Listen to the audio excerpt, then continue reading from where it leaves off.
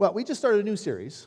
It comes out of Matthew 5 to 7. So if you're following on your app or on in your Bible, there's Bibles in the chairs in front of you, or if you want to do it in your electronic version. We're in Matthew, which is the first book of the New Testament, and we're doing Matthew 5, 6, and 7 over a few month period. And it's traditionally called the Sermon on the Mount because Jesus preached it on top of a mountain.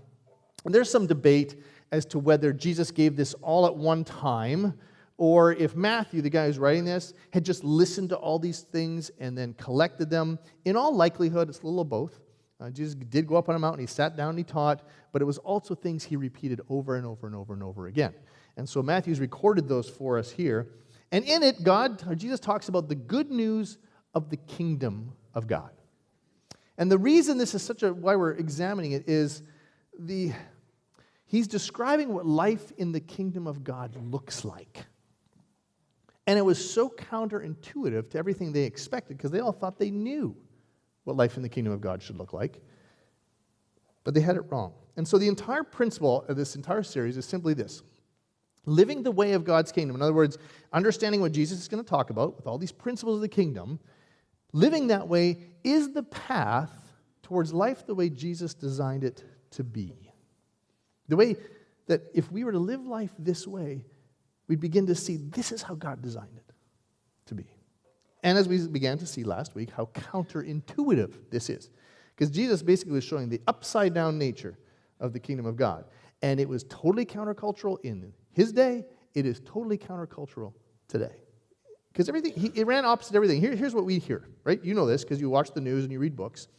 We are encouraged in our culture to self-actualize, right? You've seen these books about just be the best version of yourself, right? All the meditation exercises are to visualize that you are strong, and they use all these metaphors like you are a lion, and then people are saying you can do it, and you're your best person, and we're called to this entire pursuit of how amazing we are and take care of ourselves that way. Then we're encouraged as a result to go after our goals, to say, you can do this. If you can dream it, you can make it happen. Do whatever you have to do. You can reach your dreams. You will succeed. It'll make you feel good. Leisure, accomplishments, getting more stuff. All you have to do is watch a program for half an hour, and you'll see how their happiness is promised by the next car, or the next clothes, or the next toy. We're told to look after ourselves. If a relationship isn't working out, move on, because you obviously haven't found Mr. or Mrs. Right yet, so let's just lean on into the next thing. Helping others, that's okay, as long as it makes you feel good, if it's convenient. And into all of that, Jesus says that the road to joy and to happiness and to being comforted at the level we desire comes when we realize that we're broken. We can't do it on our own. That we're supposed to show mercy to everybody, whether they want it, deserve it, or not. That we try to reconcile relationships and do the hard work of peacemaking. And that when our identity is so solid, that when people criticize or pile on, we're actually okay. None of that makes any sense in the world around us. And Jesus is just getting started because he's going to unpack all these things in the weeks ahead. But it's kind of like this. It's like Jesus is saying, I want you to play the game of this life by a different set of rules than the culture has. So I was trying to picture an image for this. Have you ever watched 5-year-olds play t-ball? Right? How many people have watched their kids or grandkids play t-ball, right? Okay, so you know exactly what I'm talking about. Because there are rules in t-ball. They're pretty simple.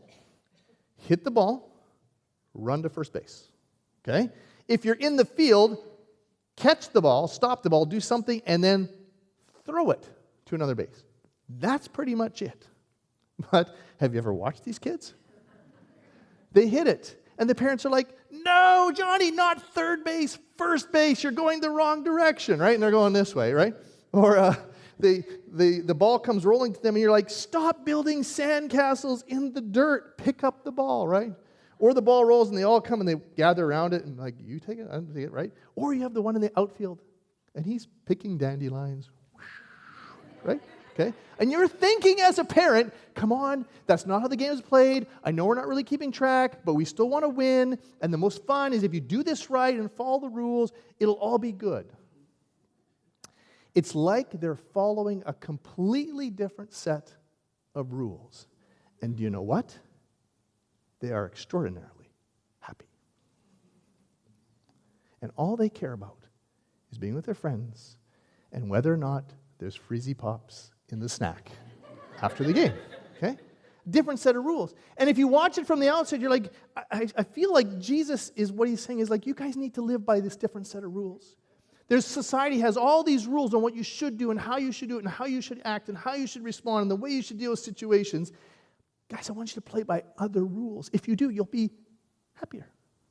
You'll be more blessed. And so last week, as we kind of kicked this whole thing off, we said it kind of comes in two pieces. We said that there's two parts to this. There's the kingdom mindset. In other words, the way we think. Right? We have to have this mindset that puts God at the center and sees us and him for who they are. And then the second part was actually be committed to a kingdom behavior, a way of living that's different, as he's talking about. And that when we do that, it can make your life a little more uncomfortable. It'll make people around you certainly uncomfortable because it's going to reveal what they're not doing. So why does Jesus set this entire sermon up this way? Like, what's the end game here? Because if you've grown up in a church that's at all legalistic, it feels like it's just a bunch of rules to do stuff. That's not what Jesus is getting at. He's going to talk about it, and that's what we're going to look at today. Is why? Why would we do this? Why would we live this way? And it's simply this. Because a kingdom person is to be a person of influence. A kingdom person, a person who lives by and does things the way Jesus is describing, is a person of influence. Now, before we go any further, let me say what that means. A person of influence is different than a person of power. Right? Power implies that I can make you do what I want you to do, right? There's some level of I can force it, I can control, there's authority, I can issue a command or a ruling, and it's going to happen, right? So this is when people who are in power, whether it's the courts or a law enforcement, or if you're a kid, your parents, right? They have power over you. That's not what Jesus is getting at here. He says, I want you to be people of influence. Influencers are people who can produce an effect without imposing force. It's more of a encouragement rather than a command. It's more of a nudge, right? As opposed to a shove. In fact, there's a whole category of people in social media, and what do we call them? Influencers, right? And it doesn't matter what it is, whether it's with gaming or travel or fashion, right? Their entire life, they make their livings by talking about things that they like or appreciate, and they influence people to do it, to follow. And Jesus is saying, look, here's what I want you to do. I want you to live by my rules, and when you do, you will be people of influence. Well, what does that look like? Let's take a look. We're going to pick up at verse 13. We're going to go through to verse 20. It starts like this. You are the salt of the earth. But if the salt loses its saltiness, how can it be made salty again? It is no longer good for anything, except to be thrown out and trampled underfoot. You are the light of the world. A town built on a hill cannot be hidden. Neither do people light a lamp and put it under a bowl. Instead, they put it on a stand, and it gives light to everyone in the house. In the same way, let your light shine before others, that they may see your good deeds and glorify your Father in heaven. Now, we're going to pause here for a second. If we're going to be kingdom people who are influencers, Jesus says it happens two ways. And he lays them both out here. Here's the first. If a kingdom person is going to be a person of influence, then it starts here. We exert influence by letting people experience the goodness of God through us.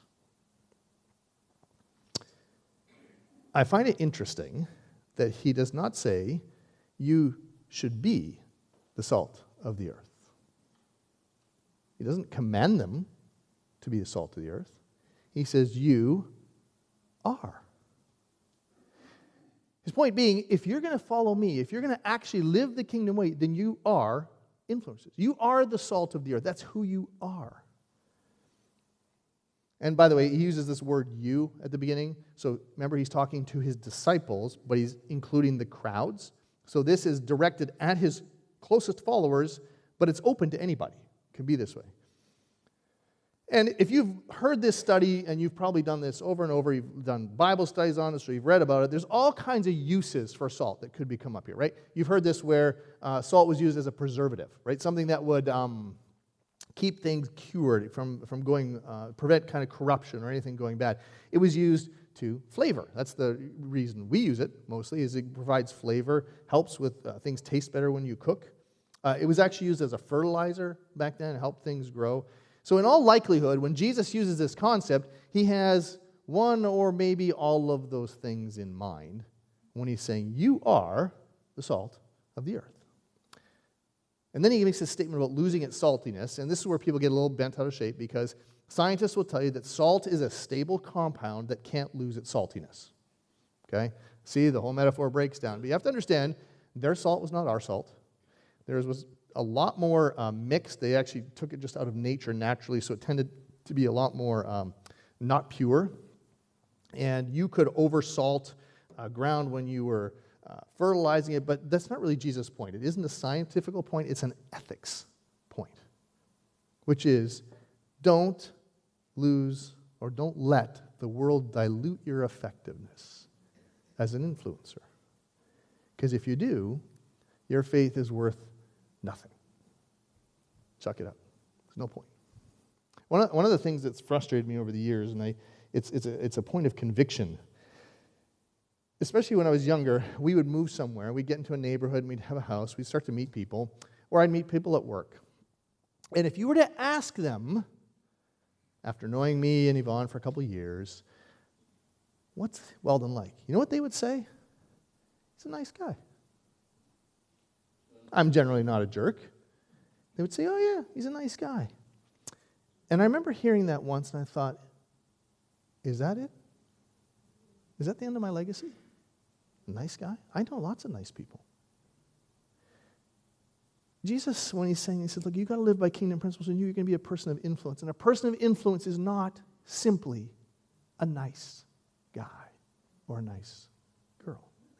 He says, don't become useless in your mission. It's almost like he's saying, using this salt metaphor, he says, I want you to make sure that the world tastes the goodness of God. So here's my question for you. Do your attitudes and actions taste good to the people around you? Do your conversations leave people in a better state than when you arrived? Does your attitude lift people up, or does it discourage them and run them down? Do people enjoy being around you, or do they enjoy leaving quickly when they see you coming? Are you the kind of employer that people like to work for? Or let me flip it around. Are you the kind of employee that an employer would want to hire? Do people feel judged first, or do they feel loved first when they meet you? The great theologian Dr. Seuss said this: unless someone like you cares a whole awful lot, nothing's going to get better. It's not. There is something about being salt that lets people taste what God is like in how we act, in what we do. So here's the implication. In order for this to be true, we must be regularly interacting with the world around us. With those who don't know Jesus. With those who aren't in relationship with him. That means we have to speak with them, hang out with them. If I go to a restaurant and I sit in the waiting room, you know, that little waiting area right there, and I look across at someone enjoying this marvelous dish,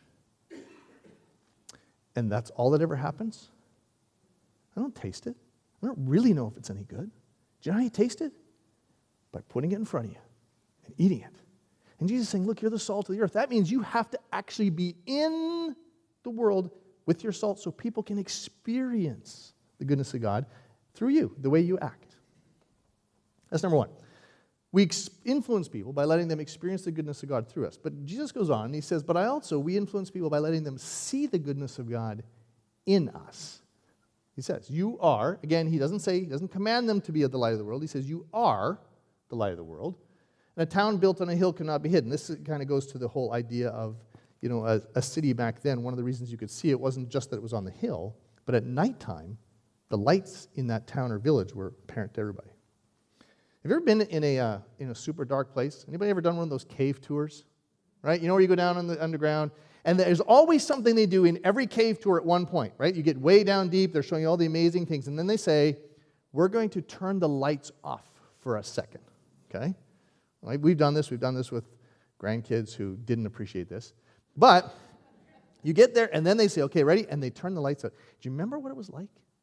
For a couple seconds, your eyes are still seeing light because the after image, but after a couple seconds, it is black. And I don't mean just like, okay, it's dark. I mean black. You know, where you're like, okay, is your wife still here? Like, if you had to find your way in there, you would do it slowly and really, really cautiously. You'd probably get down on your hands and knees because there's no way you're just going to walk. It's so dark you can't see anything. It makes you cautious. And even though you know it's part of the tour, when they turn that light back on, isn't there a sense of, whew, okay, right? I was worried the generator was going to fail. There's something. Now we all have our phones, right? So it wouldn't be okay. But do you know the primary purpose of light is so we can see? Light does all kinds of stuff. Obviously, it helps plants grow. It does all those other things, photosynthesis. But if there was no light, humanity wouldn't exist. And that's why Jesus says, look, you don't light a candle or a lamp and then stick it in the corner and throw a blanket over it.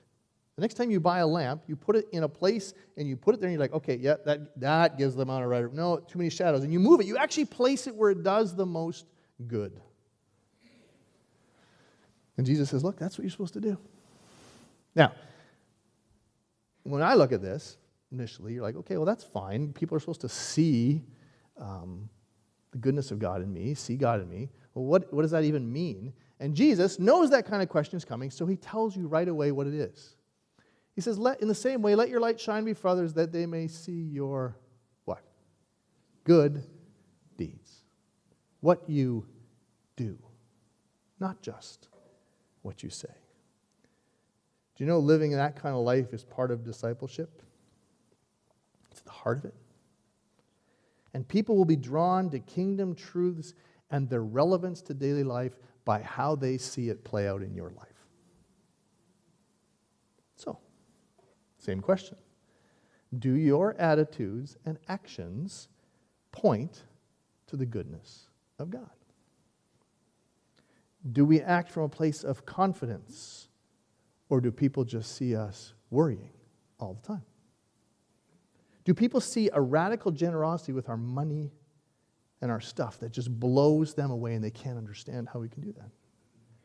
If our conversations, are they so encouragement and lifting up that we do that with people that we don't even like and they notice? Are we always the first to serve and the last to be served? Are we a focal point at the gossip cooler? Or do we only lift other people up? See, Jesus is talking about a lifestyle of righteousness, of good works, of good deeds. And by the way, the rest of everything we're going to talk about for the next 2.5 months describes those good deeds and what they are. He's going to unpack it. He's like, okay, I'll get to that. Right? I'm telling you right now in a snapshot, let me lay out exactly what that looks like and how you should live in the kingdom. But just like with the first point, there's an implication here. Because here's the implication. As I'm behind here, we must begin interacting with the world regularly. They cannot see the goodness of God in us unless we're living with or visibly with the people around us. We are supposed to do good deeds in the church. If this is the only place we're doing good deeds, we are not living as kingdom followers. According to Jesus, you are not a fully formed disciple of Jesus.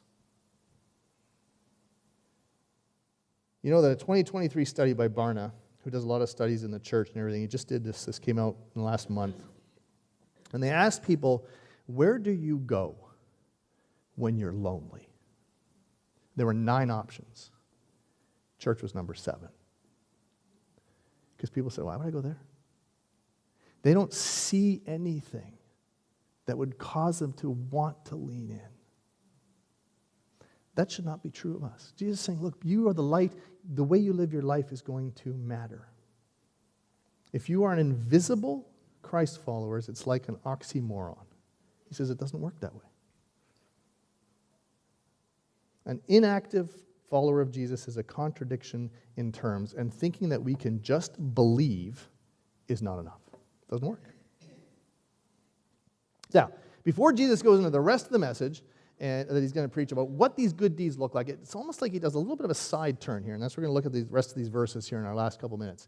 Because he almost does this little sideways thing. He starts talking about, yeah, you guys are supposed to be people of influence. That's what you are. If you're a kingdom follower, you're going to do it because of letting God experience God in you, and they want to see God in you.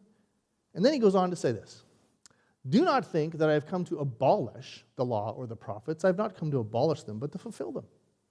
For truly I tell you, until heaven and earth disappear, not the smallest letter, not the least stroke of the pen will by any means disappear from the law until everything is accomplished. Therefore, anyone who sets aside one of the least of these commands and teaches others accordingly will be called least in the kingdom of heaven. But whoever practices and teaches these commands will be called great in the kingdom of heaven. For I tell you that unless your righteousness surpasses that of the Pharisees and the teachers of the law, you will certainly not enter the kingdom of heaven. Now you have to understand what Jesus is doing here. He's talking to his disciples who have grown up listening to the Pharisees and the teachers of the day. In all likelihood, there are Pharisees and teachers of the day in the extended crowd who have also heard all these things. And Jesus is bringing something so different and so radical that he could be accused of heresy, of going against everything God had taught previously. And so Jesus wants to cut all that off at the pass. He says, look, what I'm telling you now does not run contrary to the Torah, which was what they had, that was the collection of the written rules and then all the oral stuff that they had put together. He says, it is not in contradiction to any of that stuff. In fact, what I'm telling you is what that was designed for in the first place. I'm actually coming to give it full life. So yeah, you had all those rules, you had all that religious stuff that was going on that you've been following.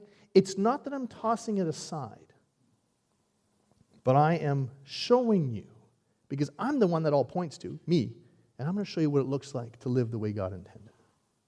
See, because the Pharisees, they actually tried to do this. And, we always read them as such evil people. They actually genuinely tried to be good teachers. And so that they did. They took the law, they took the Torah, which is the first where Moses did all his commandments on the mountain and all that. They took that, and then they had all these oral traditions, which were things that had kind of got passed down that they developed, and they wanted to teach them to people. And so what they did was they taught people what it looked like to follow the law, right? You would think that's what a good, godly person would do. Hey, let me show you what it looks like to follow God. And what Jesus is saying is, you guys have completely missed it, so I'm here to put it right. Which, if you were a Pharisee who just spent your entire life at seminary, this would be so offensive. Because it's like you're saying, yeah, I know, you did all that.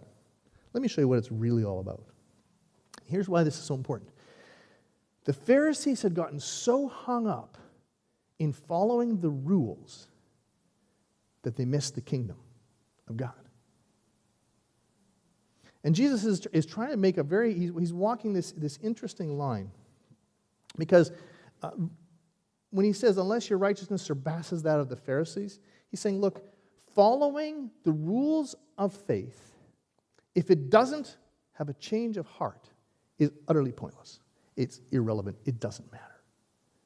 Right? You can see this all the time because there's religions all over the world that say, live like this, do all these good deeds, but their hearts are still selfish. They're still all about me. He's saying you can follow all the rules. The Pharisees do this all the time, but it's still about them, and it's not helping things. That's why he says, look, you can do everything they do. And by the way, they were the most holy people you'd ever meet. They were more godly than any one of us. They followed the rules better than any of us. And Jesus says, you have to do way better than that, and even if you do, you're still not sniffing the kingdom of heaven. You've missed it.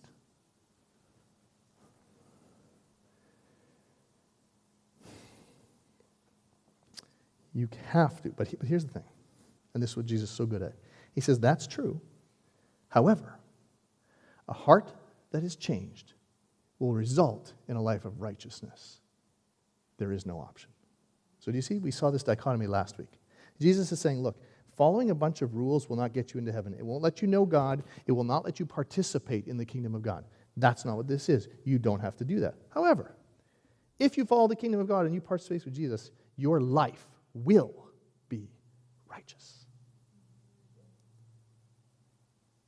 And so it looks from the outside the same. I had a Muslim friend, and we had this discussion once because I was saying something about how different when he says, hold on. I said, doesn't your religion teach all the same things that I've learned in mine? And I said, yes, but it's the order that matters. Because in yours, you're doing these things to somehow win the approval of God. But for us, it's the result of having a faith in Jesus and his good work for us. And Jesus wants them to understand, this is what I'm going to give you an upside-down picture of the kingdom, guys. This is how you live. You're going to be influencers. If you're going to follow me, you're going to influence people because this is going to become so apparent in your life, and your righteousness is going to come through in how people experience God through you and how they see God in you. Which simply means this: heart and actions working together are the best influence. Right? When we want to influence, it's who we are, how God has changed us. For those of you that like fancy words, that's the ontological level, right? Our very existence has to change. It shifts. God makes us different on the inside. And the result, which is how we live and how we act and how we follow him. And Jesus' little reference in here about the permanence, right? Not one of these laws is going to pass away until it's all fulfilled, right?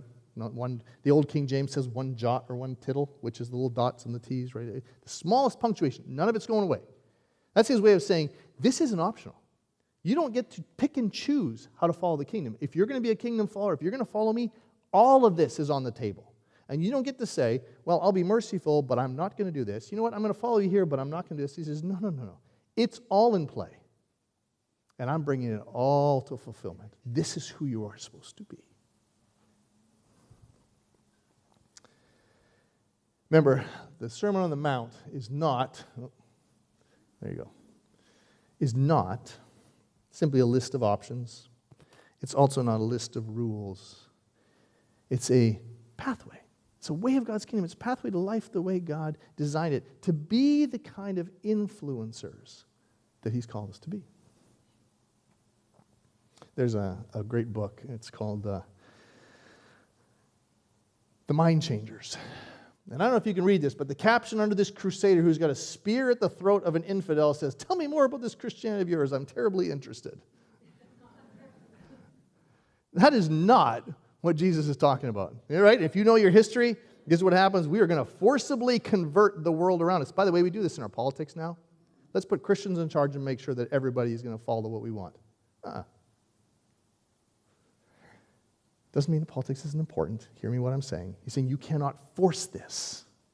It's not at the point of a spear. You're supposed to be influencers. And you will never know the full impact of a life sold out for Jesus until eternity. Because this is not about quantity. It doesn't mean everybody has to influence 50 people.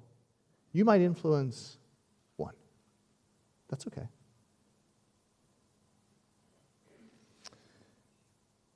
We don't set out to be influencers through manipulation or careful programming because we can plan. That's good. We can do things that will get us out there in front of people.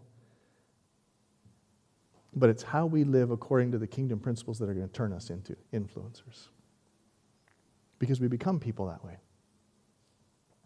You know, it was, in 1809, if there was CNN and Fox News and MSNBC back in 1809, what would have dominated the headlines was that Napoleon was marching across Austria. He was, despite all their preparations, they thought they could defend themselves against them. They couldn't. They were just the latest to fall in this onslaught from this little general from France. And people would have said, that's what matters. Look at how this changes the world. I mean, Napoleon is reshaping the way the world looks by what he's doing. This is just the latest example. Do you know what else happened in 1809? William Gladstone was born in Liverpool. Alfred Tennyson, great writer, started his life in Lincolnshire. Oliver Wendell Holmes was born in Cambridge, Massachusetts. Edgar Allan Poe began his brief life in 1809. A physician named Darwin and his wife named their new son Charles. And in a rugged cabin in Kentucky, you would have heard the screams of a newborn baby, Abraham Lincoln. Most of you recognize every single one of those and the influence they had, and couldn't tell me anything about Napoleon and his conquest of Austria. Because influence is not about power. And we don't know the actions we take when we live the way Jesus told us to live, then follow the kingdom principles. Who's going to be influenced? It might be your kids, because they're watching you. And when you worry all the time, your kids take notice. They see how you drive. They see what you do with your money. Your coworkers see what you do with your time. They see how you talk. Your next door neighbors watch how you're available. They see how you interact. When we live according to the paths of the kingdom, we will become and be influencers in our world. So let me leave you with 2 questions, same as every week. In what ways does your life, which means your attitudes, things you think, and what you do, line up with these kingdom pathways? In terms of being light, of letting people experience God through you, or letting them see God in you. And in what ways does your life need to grow in line with those kingdom pathways? I think it's going to be great to learn all these things, because some of them will be so difficult, and you've heard them all before, a lot of you, and yet there's going to be a new challenge to say, embrace this, because there is a path here to freedom and to joy that you are missing because you're not trusting me and living this. That's pretty cool. So I'm excited for what is to come.